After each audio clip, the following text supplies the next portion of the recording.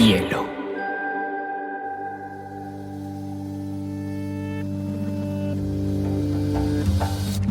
Coincide con la noción de estilo tal como se define en el diccionario. La lectura debe ser una de las formas de la felicidad y no se puede obligar a nadie a ser feliz. Pero no tengo idea de lo que va a suceder después. Entonces un libro debe escribir esa situación. Y digamos que luego el cuento se escribe así. Y a mí la cosa más importante que me ha pasado en la vida ha sido aprender a leer una pizca de exageración en esa frase.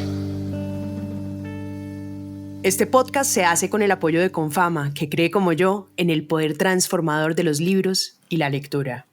Hola, estamos en un nuevo episodio de Biblioteca Personal y hoy tengo una invitada de Uruguay, de Montevideo, que es Fernanda Trías, que lleva además un par de años viviendo en Colombia. Ella es escritora, profesora, traductora y bueno, ha escrito varias obras entre La azotea, Cuadernos para un sabotaje, La ciudad invisible y su aclamada novela Mugre Rosa. Fernanda, qué bueno tenerte por acá. Muchas gracias, lo mismo digo. Muchas gracias por la invitación. Fernanda, queríamos arrancar un poquito con tus comienzos de lectora. Cuéntanos cómo llegaste a las letras y cómo te enamoraste de la literatura. Tengo unos recuerdos vagos de lecturas que me impactaron en la adolescencia, pero no fue ahí cuando realmente me enganché con la lectura. O sea, en la adolescencia el recuerdo que tengo es como de que de pronto me topaba con un libro que me cautivaba y el libro me atrapaba por completo, pero luego no tenía el impulso de continuar de manera constante, ¿no? Y fue un poco después, a los 20, cuando realmente me enganché con la lectura y cuando empecé a leer de manera completamente desaforada y obsesiva y sintiendo que incluso que sí, como esta sensación de todo el tiempo que perdí sin leer, tengo que recuperarlo y tengo que leer todo, ¿viste?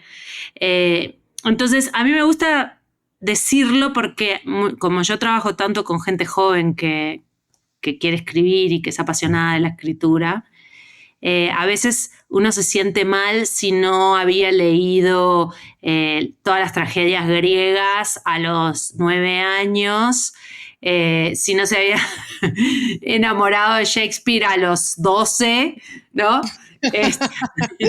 Hay muchas maneras de llegar a la lectura de la escritura y que no hay una sola que es la que va a asegurarte que vas a poder convertirte en escritor, ¿no? Entonces, sí, más o menos ese es mi camino. Después, como a los 20 años, ahí sí yo empiezo a leer de manera seria y muy comprometida y al tiempo empiezo a escribir.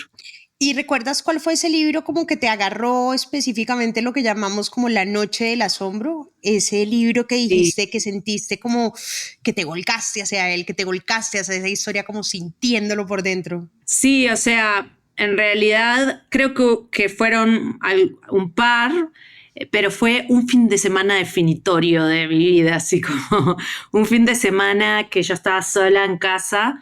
Mi madre se había ido para una casa en la playa, en Uruguay, y yo quedé sola ese fin de semana y agarré un libro, porque como te digo, cada tanto sí, si me topaba con un libro lo leía y disfrutaba la lectura, pero no tenía el hábito. Y ese libro era Demian, de Hermann Hesse, que es un libro totalmente adolescente, o sea, es perfecto para el joven lector. Yo era un poquito vieja, pero no importa, en el alma era joven. Es un libro que para mí es genial para cualquier adolescente, final de la adolescencia, principio de los 20, porque es muy intenso, pero muy íntimo. Y muy rápidamente leí también, en ese mismo fin de semana, leí El extranjero.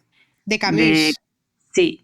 Y ese libro también está buenísimo porque, digamos, es intenso, es bastante impresionante, pero a su vez tiene una escritura muy prístina, ¿no? Muy fácil de leer. ¿Te dio existencialismo? Porque obviamente Sí. Camus, para los oyentes que no conocen, pues es como uno de los escritores franceses más polémicos, porque es el precursor, pues es uno de los precursores con Sartre del existencialismo, y tiene una escena que es súper famosa, no sé si te acuerdas de la escena del sol. Entonces el personaje está como con un yo no recuerdo si era como un revólver y veía el sol y sentía el sol y el calor y el sol y el calor y el sol y el calor y llega la muerte en la cabeza.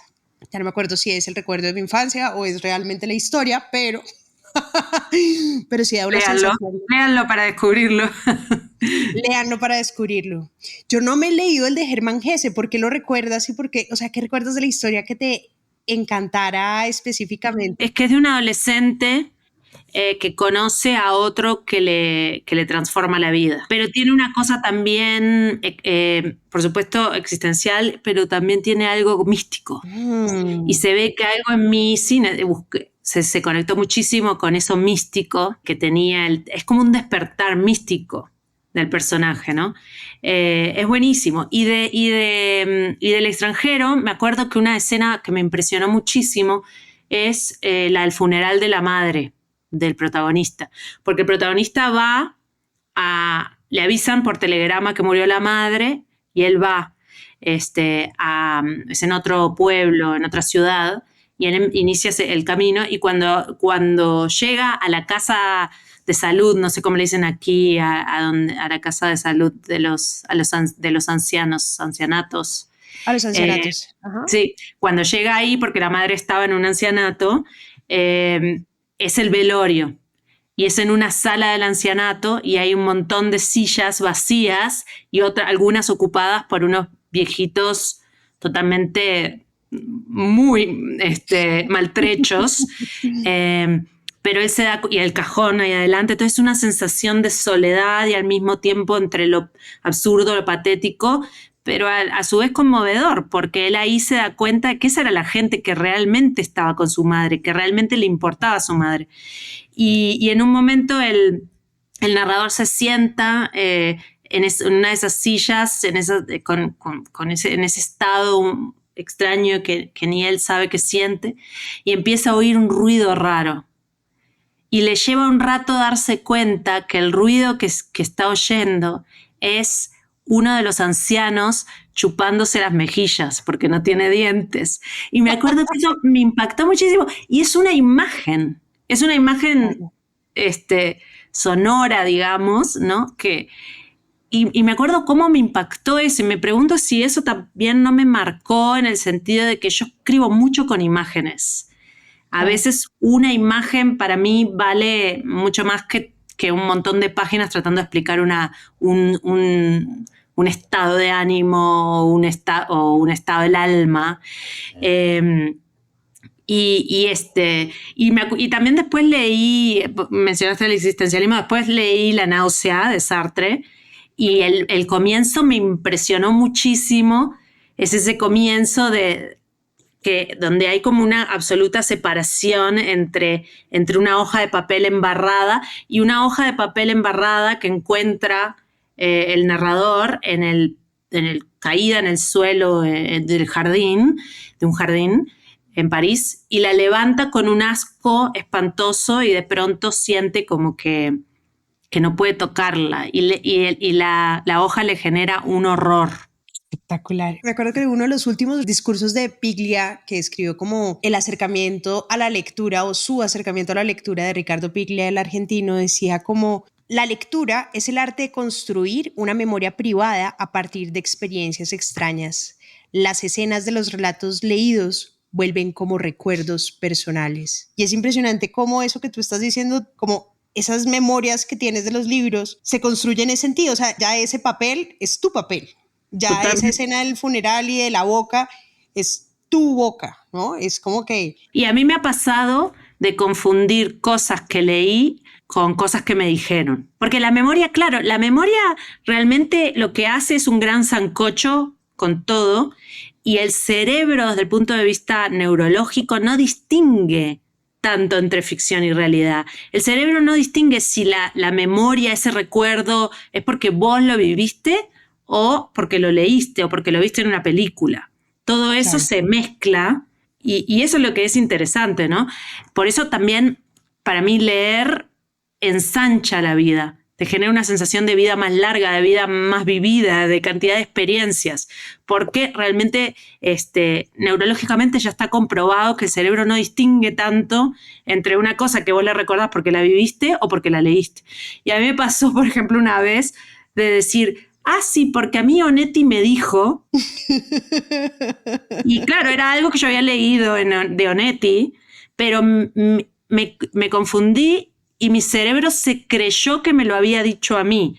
Evidentemente me di cuenta enseguida y me corregí, me reí, pero ese lapsus te demuestra a qué nivel esos escritores que están muertos pueden convertirse en tus interlocutores. Claro, eso lo decía Borges, ¿no? Como esa conversación entre los muertos, que era la conversación de la lectura, era con muertos. Es hermoso porque hubo un momento de mi adolescencia, yo le digo adolescencia aunque ya tenía 20, pero es que era una adolescencia tardía. Yo viví la adolescencia tardía, pero hubo un momento en que yo estaba muy sola, muy aislada. Realmente sí, era como esa adolescente gruñona y aislada y que se sentía inadecuada, ¿no? Y solamente encontraba consuelo en los libros, en leer y después en escribir. Y hubo un momento en que yo realmente sentí que ese conjunto de muertos que integraban mi pequeña biblioteca, porque era una biblioteca que yo iba formando, no había biblioteca en mi casa, ese conjunto de muertos eran mis amigos, eran los amigos que yo tenía en ese momento. ¡Qué belleza! Fernanda, pasa lo mismo con la escritura. Me acuerdo que alguna vez leí en un libro que a mí me fascina porque me interesan también mucho los temas de comunicación, que se llama El mito del carisma. Y decía que cuando uno tiene una realidad muy difícil y quiere cambiarla, lo que puede hacer es escribirse una carta para recrear el escenario y cambiar el recuerdo en la cabeza. Por ejemplo, sugerían, y esto era como una táctica de empresarial, ¿no? Que si te peleabas con un cliente o algo así, lo que podías hacer era reescribir la historia de cómo había pasado y se te quitaba la furia. Oye, yo he hecho el ejercicio y me funciona. ¿A ti como escritora también te ha pasado? Sí, me ha pasado que lo que he escrito, o sea, desde lo autobiográfico yo solo he escrito un libro que es La ciudad invencible, que acá en Colombia se la publicó Laguna Libros, y que tiene que ver, es autoficción y que tiene que ver con una experiencia, unos años que yo viví en Buenos Aires y una relación con una expareja que era violento. Y entonces, bueno, es lo único que yo he escrito personal, y sí te puedo decir que siento que tuvo un efecto muy catártico, muy terapéutico, en el sentido de que yo lo escribí, ya la situación obviamente había terminado, pero dentro de todo era bastante reciente, había pasado un año o dos. Y sí siento que cerré algo al escribir ese texto y que de alguna manera me dejó de atormentar esa historia en la medida en que no solo que la escribí, sino que la publiqué. Porque en realidad cuando la publico, la colectivizo y empiezo primero la saco de mi sistema, deja de ser un secreto y la empiezo a compartir. Y en la medida en que otras personas la leen y me empiezan a comentar o a escribir o a decir, incluso a compartir sus propias experiencias, muchas lectoras mujeres, a compartir sus propias experiencias o lo que sea, en ese sentido también eso tuvo algo de exorcizar y de decir, bueno, entonces toda esta experiencia dolorosa de vida, etcétera, tuvo un fruto, que no es el libro en sí el fruto importante, sino produjo esta conversación, permitió esta conexión humana con esta persona y con esta, ¿no? Y eso tiene como algo de rito. Por algo los rituales son tan importantes y tienen tanto valor terapéutico, que es similar a lo que vos decías de escribir. De escribirse una carta a sí mismo donde estás modificando tu pasado. Hay un ritual ahí, y hay una magia negra. Hay una magia negra en ese momento, ¿no? Y entonces sí. Y luego en los otros libros que son ficción, igual también lo siento a veces, que hay preocupaciones y temas que me obsesionan, que en la medida en que los escribo y los exploro tanto en la escritura, pierden parte de esa fuerza de ese miedo que me generan, de ese espanto que me generan. Sí, es como un poco como ves venir los fantasmas, ves venir las sábanas fantasmagóricas y le sacás la sábana. No decís, yeah, ¿no? Y abajo estaba Scooby-Doo. Oye, tú has sido profesora de escritura creativa en Nueva York, pero también pues en Bogotá, en la Universidad de los Andes. Cuéntanos un poquito como de esos grandes aprendizajes que les entregas a tus estudiantes. ¿Qué hay de magia en esa escritura y qué tiene que saber alguien que le interese aprender a escribir y sobre todo aprender de creatividad? Son muchas cosas. Es un proceso fascinante en realidad. Yo soy muy vocacional de eso. Me gusta muchísimo trabajar con gente que quiere escribir y que escribe, digamos. No sabría decirte porque, a ver, cada uno necesita como distintas cosas, dependiendo de dónde venga, dependiendo de en qué punto esté de su proceso, ¿no? Pero tal vez lo más difícil y que es muy cuestionable, hasta incluso mucha gente dice que eso es imposible de enseñar y bueno, habría que ver, pero yo creo que sí hay técnicas y que sí se puede ayudar mucho a sacar eso, es esa búsqueda de la voz personal, ¿no? O sea, es esa búsqueda del tono. Yo cuando leo, qué sé yo, exámenes de ingreso o soy jurado de premios y evaluadora en general, muchas veces noto que hay un tipo de escritura que es esa idea de cómo se debería escribir, que es generalmente un tono absolutamente estándar, porque ni siquiera te voy a decir neutro, no existe tal cosa como lo neutro, pero sí estándar que podría estar, que son muy parecidos. Vos tenés la sensación de que esto ya lo leí, otra persona ya escribe algo muy parecido y otro muy parecido, otro muy parecido. No en el tema, porque los temas, no hay nada nuevo bajo el sol, ¿no? Los temas se repiten. El tema es, lo importante sería cuál va a ser tu mirada sobre ese tema, ¿no? Cómo vas a trabajar ese tema. Y lo que encuentro es ese tono muy correcto, pero a su vez impersonal, en el que vos sentís que esto ya lo leí, ¿no? O lo podrían haber escrito 100 personas. Entonces, lo más para mí importante es ese trabajo para ir encontrando esa mirada personal y cómo hacer para ayudar a esa persona para que encuentre eso, o bien muchas veces ya viene con eso, ya lo encontró, pero lo tiene que afinar y seguir puliendo, ¿no? Pasa mucho que uno sí logra identificar la gente que tiene como esa voz. Uno lee un texto de Leila Guerriero y uno dice, es un texto de Leila. Uno lee un texto de Gabriel García Márquez y dice, esto es Gabriel García Márquez. Una Pizarnik, Alejandra Pizarnik. Uno lee un poema y uno dice, uy, esto es Alejandra Pizarnik, no tiene que decírmelo. Sí. Pero debe ser un tema muy trabajado a lo largo de los años para que un escritor llegue a esa voz, ¿no? A que sea tan distintiva. Sí, o sea, es un trabajo de toda la vida.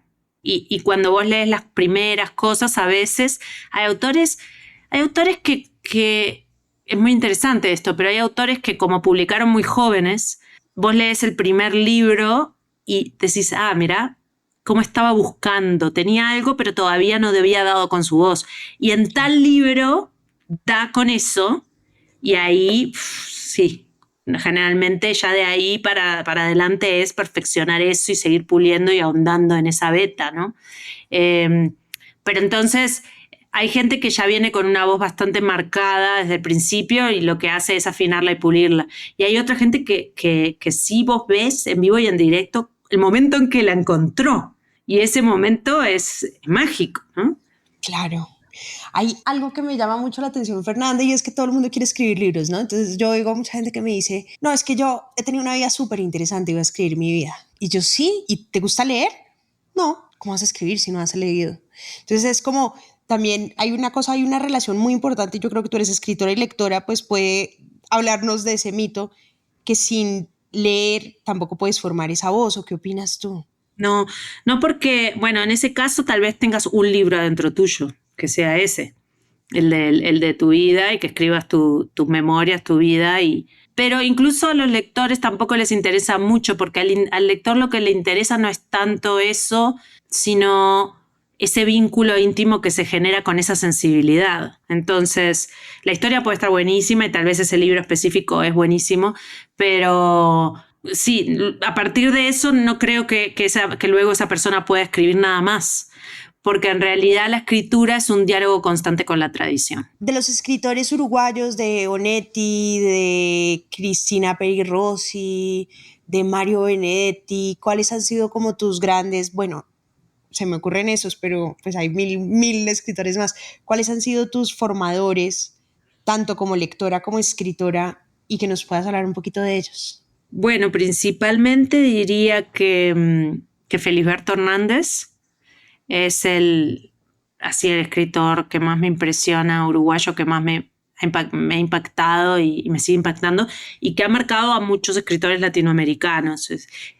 De cierta manera es un escritor de escritores, porque ya es un escritor de culto, es un escritor que obviamente no es masivo y que se transmite boca a boca como el mejor tesoro, ¿no? O sea, alguien te dice, tenés que leer a Felisberto Hernández. ¿Y qué tiene especial? Es un escritor que te enseña a mirar, que te enseña que cada cosa, por pequeña y banal que sea, puede ser un mundo entero de fascinación. El tema es cómo lo mires. Wow. Entonces es un genio de las comparaciones. O sea, tal vez nadie hace unas comparaciones tan increíbles como él, pero ¿por qué compara de manera tan que te arranca una sonrisa la comparación, de tan genial y tan precisa? En realidad arranca desde la mirada misma, ¿no? O sea, la mirada misma lo lleva a mirar de esa manera, ¿no? Entonces, Felisberto Hernández te diría que es fundamental. Luego Mario Lebrero, porque además fue mi maestro. Entonces yo empecé yendo a los talleres con Mario Lebrero un tiempo después de leer esos libros de los que hablábamos al principio. Busqué un taller y fui. Y él me marcó muchísimo en cuanto a todo lo que tiene que ver con la escritura y con qué es un escritor, ¿no? Como esa ética del escritor, digamos. Él trabajaba, y toda su escritura está muy vinculada a lo onírico y a trabajar con los sueños como material. Entonces, muchos de sus cuentos nacen de sueños y luego eso lo transforma de otra manera. Trabaja muchísimo con el material personal, pero haciendo algo que no se apega a decir, bueno, simplemente te voy a contar mi día, sino que trabaja lo personal, pero lo transforma mediante la imaginación, ¿no? Entonces es un escritor de la imaginación, muy imaginativo. Y acá ustedes pueden leer en Colombia un libro que también editó de Laguna Libros, que se llama La máquina de pensar en Gladys, que yo escribí un pequeño prólogo donde hablo de él como persona. Y ese libro de relatos, que además es su primer libro, y ahí puedes constatar un escritor que ya tenía una voz, que su primer libro ya tiene un imaginario y una voz, ¿no? Luego la va perfeccionando, pero son relatos con elementos donde lo fantástico irrumpe, muy imaginativos, delirantes, y fue su primer libro, y lo escribió exactamente a los 26 años, ese libro. Wow. Bueno, luego, porque quiero mencionar una escritora que es impresionante, Marosa Di Giorgio, es una poeta, pero también escribe prosas poéticas y tiene luego algunos libros de relatos y una sola novela, que es una escritora que una vez que la lees no se te va a olvidar nunca. Ella trabaja también con lo onírico, pero es desde un lado erótico de la animalidad y lo vegetal, en ese sentido adelantada no sé cuántas décadas a la moda actual, ¿sí? de pensar tanto en la inteligencia vegetal, y trabaja ese erotismo. Es una cosa maravillosa, y esa es otra escritora que es absolutamente identificable su voz. Que vos le decís, esto es Marosa Di Giorgio, pero además cualquiera que escriba similar, vos vas a decir, es muy marosiano, ¿no? ¿Cuál libro recomendarías que tú dijeras, los lectores deberían leerse para conocerla y entrar a ella? Yo diría que Misales, que son estos relatos, pero que no son relatos, no te imagines el cuento redondo, si son como unos mezclas de relato con fábula, con este erotismo, pero también con una cosa mística, religiosa. Es una mezcla muy personal, alucinante. Ella era una escritora que había nacido no en la capital, sino en la ciudad de Salto, muy como en el campo y en contacto con la naturaleza. Y está genial cómo transmutó toda esa vivencia infantil de ese contacto mágico, esa fascinación que le generaba la naturaleza y lo transformó en su propia poética. Oye, y poesía, ya que tienes tantos poetas uruguayos, porque tu escritura también es muy poética, ¿también te gusta como lectora leer poesía? Sí, me fascina. Yo leo poesía y además leo poesía especialmente cuando necesito inspiración. Para mí es una fuente de inspiración brutal. Uruguayo sí, claro, por supuesto. Vos habías mencionado ya a Idea Vilariño. A Cristina Peri Rossi. Cristina Peri Rossi, también buenísima. Al famoso Mario Benedetti, el favorito de los favoritos. Sí, el favorito, siempre me lo nombran. ¿Quién más? Pero Benedetti tiene, yo sé que es muy popular, pero por ejemplo los de la Alcachofa, o sea, tiene también unos poemazos que uno dice... Sí, wow. Y Benedetti es el que vos vas en que todos lados tienen la cita. En Montevideo, en Uruguay, hay citas de él, ¿no? Es el que va a estar la cita en la taza, la cita en la remera. Pero bueno, hace unos años ganó el premio Cervantes, no solo Cristina Peri Rossi, sino también Ida Vitale, que es una escritora, también una poeta. La amante de Benedetti. No, esa es Idea. No, sí, ya estaba mezclando. Esa es Idea. Esta es Ida. También es que las poetas uruguayas tienen esos nombres, ¿no? Ida, Idea. Está Armonía Somers, que es una narradora, pero muy interesante, surrealista. ¿Qué nombres? No, total, ya me había confundido con ese chisme porque además me parece uno de los mejores, porque además muchos chicos de los poemas los escribió Onetti y son de una belleza. Y de hecho, el librazo de poemas de amor, ese es el que le dedica Onetti, y es un librazo, o sea, poemas de amor, de desamor, en realidad deberían llamarse, pero se llama poemas de amor, y es tremendo, o sea, si tenés una tusa, tenés que leer eso y te vas a clavar así los puñales. No, qué necesidad. Oye, estábamos hablando de sueños y yo me imagino también que si has tenido esa formación, por lo menos Mugre Rosa tiene que venir de un sueño. Bueno, en Mugre Rosa la protagonista tiene sueños lúcidos, que es algo que me interesa mucho, que los sueños lúcidos son estos sueños en los que vos te das cuenta que estás soñando, pero como que lo estás viviendo como despierto, digamos, ¿no? Y me acuerdo una vez, yo tenía un alumno en Estados Unidos que estaba totalmente dormido en la clase. Y yo una vez le digo, ¿pero qué te pasa? ¿Por qué te dormís en la clase? No sé qué. Y me dice, no, Fernanda, es que estoy participando de un experimento. Soy sujeto de un experimento y soy parte de un experimento sobre sueños lúcidos. Yo, ¿qué es eso? ¿No? Y como enseguida, ¿qué es eso? Me dice, no, es que solo duermo 4 horas por noche y me despiertan cada 1 hora. Y entonces como que entraba en un estado en el que finalmente estaba soñando despierto. Wow. Y entonces la protagonista tiene estos momentos de sueños lúcidos y a veces una cosa que a mí me interesa porque en general el manual de escritores te dice, no narres sueños, a nadie le interesan. Y es como, ¿por qué? O sea, nada está prohibido en la escritura, absolutamente. La cuestión siempre es cómo se hace y si funciona o si no funciona, pero no hay prohibiciones de esa manera, ¿no?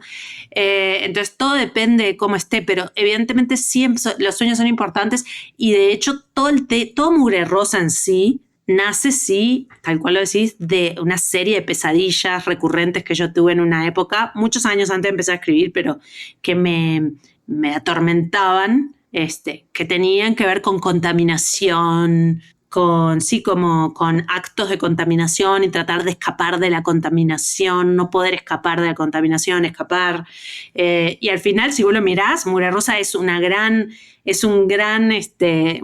crisis medioambiental que tiene que ver con una contaminación, ¿sí? Que viene desde el río, que viene en el aire y que y la protagonista decide no escapar. Yo en mis pesadillas siempre intentaba escapar. Pero la protagonista decide no escapar, quedarse en la ciudad contaminada y enfrentar, o no sé si enfrentar o no enfrentar, hay otras maneras de escapar, pero fíjate cómo de alguna manera está ahí presente de ese germen. Y lo que es más impresionante de Mugre Rosa es que tú la escribiste antes de la pandemia. O sea, ella es como los Simpson, muchachas, porque realmente pudo prever muchas cosas de las que pasaban, ¿no? Como que uno siente como el tema de aislado, del encierro, de la angustia por la vida, pero además del cambio de las dinámicas de lo que significa de verdad encerrarse y cambiar la rutina como si todo fuera normal. Y nada es normal, o sea, todo el mundo se va a morir. Total, sí. Eso debió generar mucho shock cuando llegó la pandemia y tú ya habías publicado el libro, ¿no? Total. En realidad, el libro yo lo entregué en 2019, a finales de 2019, pero cuando empieza la pandemia, digamos, acá nos encierran en Bogotá, por lo menos nos encerraron en marzo. Y claro, la novela ya estaba programada para salir, ya sí, estaba todo, y fue como, ¿qué hacemos? Porque te acordás que habían cerrado las librerías al principio y después abrieron, y todas las presentaciones eran online, y era todo un caos, y no se sabía si le íbamos a publicar o no le íbamos a publicar, si íbamos a retrasar la publicación. Finalmente salió en octubre de 2020, o sea que salió en plena pandemia. En plena pandemia. Y fue fuerte, sí. Fue fuerte porque fue una sensación de decir, bueno, pero esto ya lo viví. Lo escribí, me lo inventé y ahora se está reproduciendo. Y mi cerebro no recuerda la diferencia entre ficción y realidad. Oye, hay un tema que tocas que a mí me parece muy interesante. Santiago Gamboa dice que el 70% de la literatura está relacionada con los padres, pero es esa maternidad, porque pues la protagonista lo que hace es cuidar un pelado, por así decirlo, que tiene una enfermedad muy relacionada además con el alimento. Y es como una maternidad como medio prestada. Hablemos un poquito de esa maternidad y por qué quisiste traerla desde la literatura. Sí, en realidad, claro, sí, totalmente. O sea, hay unos temas que son los grandes temas, ¿no? La muerte, el padre, el devenir de la adultez. O sea, hay una serie de temas, pero realmente la maternidad es un tema no nuevo, porque muchas escritoras lo vienen tratando desde hace mucho tiempo, pero digo, es un tema que sí ha tenido mucha repercusión en los últimos años. Y hay una cantidad enorme de nuevas narrativas sobre la maternidad, que son muy interesantes, pero a mí me interesaba más otro ángulo que tenía que ver más con eso, con esta maternidad subrogada, con esta maternidad no biológica, porque eso sí que no me parece que esté tan explorado. Y me interesaba, ¿sí? Me interesaba pensarlo de esa manera, ver qué posibilidades había ahí. Y entonces esta mujer sí empieza como un trabajo, ¿no? Ella se encarga de este niño enfermo como una manera de subsistencia, porque los padres son ricos y le pagan un muy buen salario por cuidar del niño enfermo. Pero a mí lo que me interesaba era ir viendo cómo en la evolución del arco narrativo esa relación empezaba a mutar, porque todas las relaciones mutan, ¿viste? Entonces esta relación empezaba a mutar y había un momento en que ya se empezaba a fusionar, a mezclar, a confundir el trabajo con otra cosa, cuando ya pareciera que no es trabajo, ¿no? Entonces yo decía, hay un devenir, madre. Pero ¿cuándo ocurre ese devenir? Hay una línea que se cruza, que vos decís es como un umbral, y en este punto, un minuto antes sí, otro minuto después no. Era esa exploración que también ella misma hace en el recuerdo, pensando, ¿cuándo me empezó a importar de otra manera el niño? Más que como ella hace una distinción entre una obligación y una responsabilidad. Sí, ahí tocas un tema que me ha llamado mucho la atención a lo largo de estos años y sobre todo cuestionándonos el rol de mujeres, el de la cuidadora, ¿no? Cómo las mujeres también asumimos, mi mamá fue quien cuidó a mis abuelos cuando fallecieron y cuando estuvieron enfermos, yo tengo un hermano que tiene un síndrome, mi mamá siempre ha sido la que ha cuidado a mi hermano con un síndrome, pero es como el rol de la mujer de cuidadora que dices tú que, claro, mi mamá fue mamá de mis abuelos, pero también termina siendo como ese rol social que uno dice, pero ¿por qué siempre nosotras y por qué somos nosotras? Sí, a mí eso me interesaba, el tema de los cuidados. ¿No? Porque cuando yo pensaba, mientras yo estaba escribiendo pensaba, ¿esto es una novela sobre la madre? Porque la madre de la protagonista es una mujer retóxica, medio narcisista, bastante egoísta, ¿no? Es un personaje complejo. Y yo decía, esto es una novela sobre la madre, pero ¿cómo puedo pensar la maternidad en singular? La maternidad casi es imposible pensarla en singular, porque hay maternidades, hay tantas maneras de ser madre, hay tantas maneras de maternar, que yo pensaba, si quiero abordar este tema tan complejo para que no esté abordado de manera simplista, tendría que pensarlo desde muchos ángulos, como hago, ¿no? Y entonces ahí es cuando entra a decir, bueno, hay distintas maneras de ser madre y si vos mirás la novela hay muchas madres y son diferentes, porque no hay una manera de ser madre, que es el discurso que te quieren vender desde que nacimos nos quieren vender este discurso de esto es ser madre, así, esto es una madre, y en realidad no hay una sola manera, y en general lo que pasa es que cada madre está haciendo lo que puede. Realmente lo que puedes dadas las circunstancias, ¿no? Entonces, y es una cosa que nadie te enseñó, entonces tenés que ir aprendiendo sobre la marcha. Es algo complejísimo. Y luego yo pensaba, bueno, al final se trata sobre los cuidados. ¿Por qué? Porque es una novela que ocurre en una ciudad donde el medio ambiente está devastado.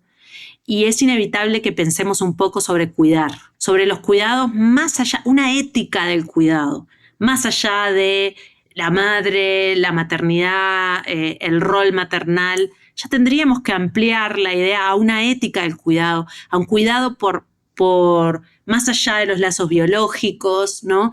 Incluso más allá de la especie. Cuidar nuestro planeta, pero no solo para que exista el planeta y no nos extingamos nosotros, sino por amor a todas esas especies, o sea, ¿sí? Por eso también hay toda una reflexión sobre el tema de la comida, de los animales, de cómo comemos, del sacrificio de los animales, ¿no?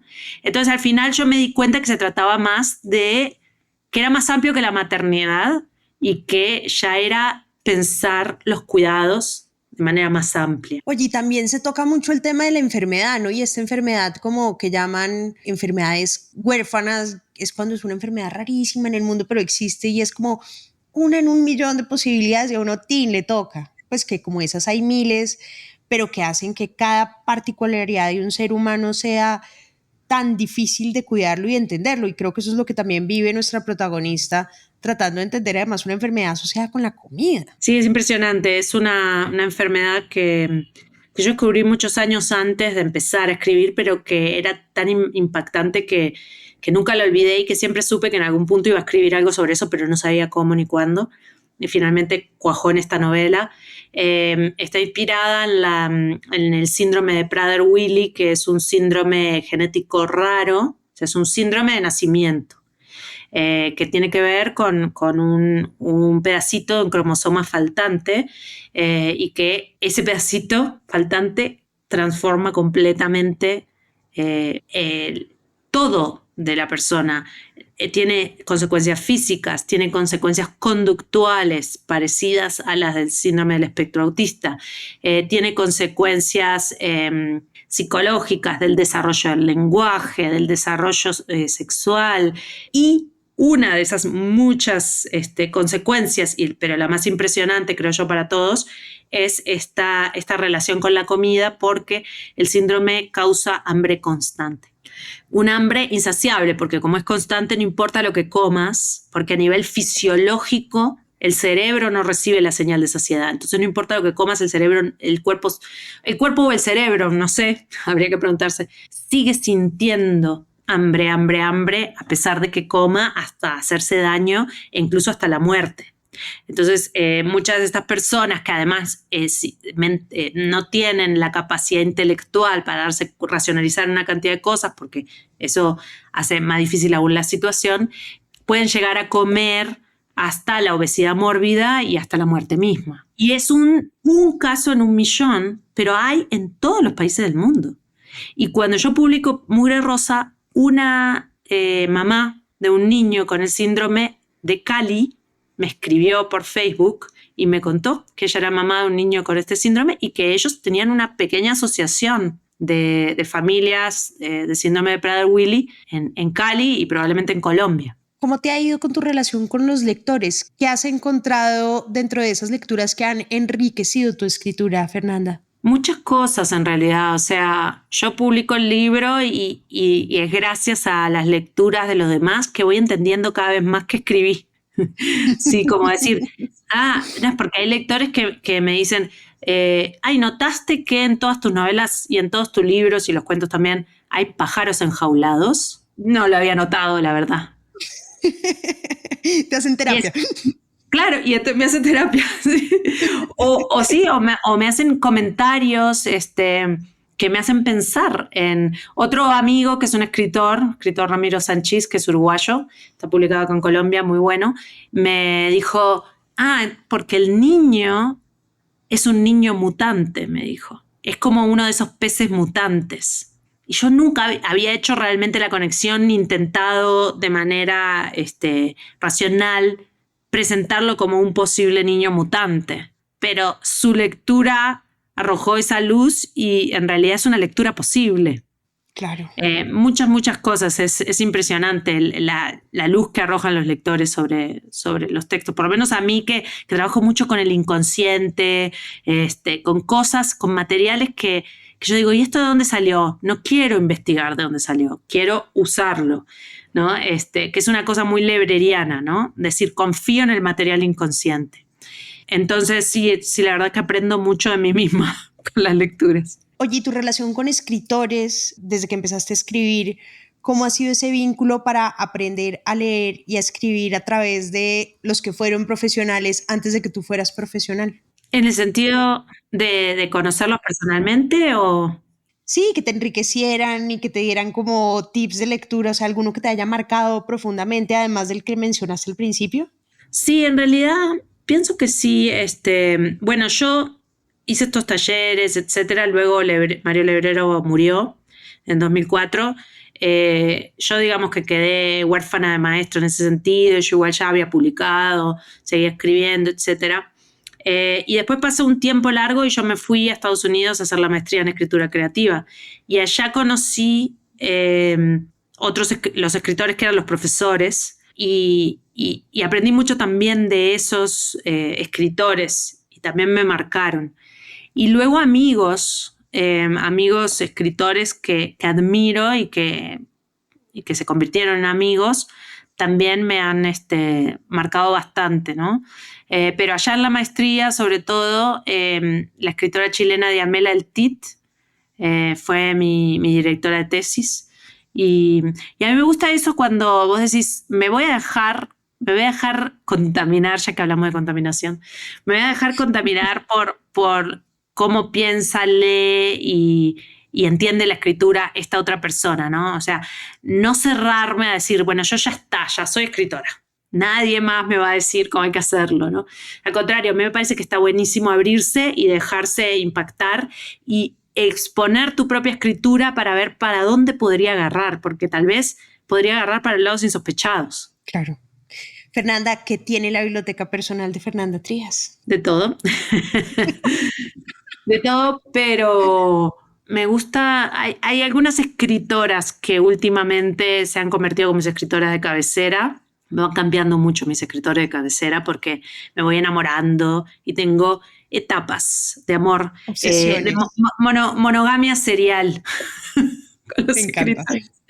Pero ahora últimamente, hace unos años ya estoy muy encantada con Agatha Christoph, Olga Tokarczuk, un montón de otras escritoras, no sé, Deborah Levy, no sé qué más te puedo decir, Ana Blandiana, o sea, hay cosas que tienen los escritores de Europa del Este, bueno, pero alemana, rumana, Herta Müller, también me ha impresionado mucho en los últimos años, pero hay ciertos escritores de esa zona de Europa del Este que me parecen muy poderosos. y que me gusta mucho su poder. Pero es casi siempre ficción. Sí, a mí me gusta mucho la ficción. Sí. Ficción y poesía. Sí. Oye, ya que vives en Colombia, es muy curioso que una escritora uruguaya viva en Colombia, me parece lo máximo, y más en Bogotá, me parece lo máximo. ¿Qué diablos estás haciendo en Bogotá? Llegué en 2015. Realmente vine invitada para la Filbo en 2015 porque salía mi primera novela, La azotea, acá en Colombia, y me invitaron. Entonces yo vine y la verdad es que me gustó un montón, o sea, conecté mucho, me quedé muy fascinada, me gustó la ciudad, me gustó la gente. Y ahí me quedé una temporada, me quedé hasta finales de año. Y luego justo se abrió una convocatoria en la Universidad Nacional, en la maestría en escritura creativa, estaban buscando nuevos profesores. Y yo dije, claro, mi sueño era trabajar en una maestría en escritura creativa, porque eso era hermosísimo, ¿no? Pero es que no hay muchos puestos realmente, incluso en el mundo entero. Entonces se abre esa convocatoria y yo digo, me voy a presentar, y me presento. Y quedé en la Universidad Nacional, y durante unos años estuve trabajando en la maestría en escritura creativa de la UNAL, y a mí me encantaba ese trabajo, a mí me encantaba ir a la universidad, y eso me hizo quedarme, por supuesto. O sea, yo estaba feliz, además me gustaba la ciudad, me gustaba la gente, o sea, sí, realmente me gustaba estar acá. Y luego, cuando me presenté a la convocatoria de escritor en residencia de la Universidad de los Andes, quedé, estuve 3 años en la Universidad de los Andes, y luego de que se termina el escritor en residencia, que eso fue fabuloso, me encantó, luego de eso empecé a trabajar en la maestría en escritura creativa del Instituto Caro y Cuervo. Entonces, en realidad, mi sensación de pertenencia acá tiene que ver totalmente con la docencia y con los jóvenes escritores. Y bueno, ahora ya muchos ya han publicado, porque empecé a dar clases en 2016 y ya ahora ya son escritores que ya publicaron, que ya ganaron premios. Y eso está genial. Espectacular. Además, claro, de las que menciona Fernanda, tanto la Caro y Cuervo como la de la Universidad Nacional son de las más prestigiosas. Pues no digo tanto de la de los Andes, seguramente también es muy buena. Porque en los Andes no es maestría, es pregrado. Es pregrado, ok. Claro. Pero sí, tanto la de la Nacional entiendo que es súper recomendada. Entonces, si quieren echarle ojo a cualquiera de esas dos, vale la pena que las miren. Exacto. Fernanda, pues muchísimas gracias por este espacio, estuvo espectacular, gracias por todos tus tips y por esta maravillosa conversación sobre libros, escritura y autores. Gracias, María José, gracias a vos por la invitación, y gracias a todos los que nos están escuchando.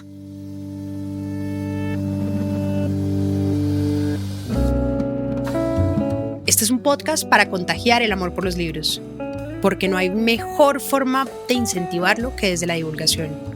Ser promotor de lectura es un hobby, pero también un reconocimiento y un agradecimiento implícito a aquellas personas que en nuestra vida nos acercaron a los libros.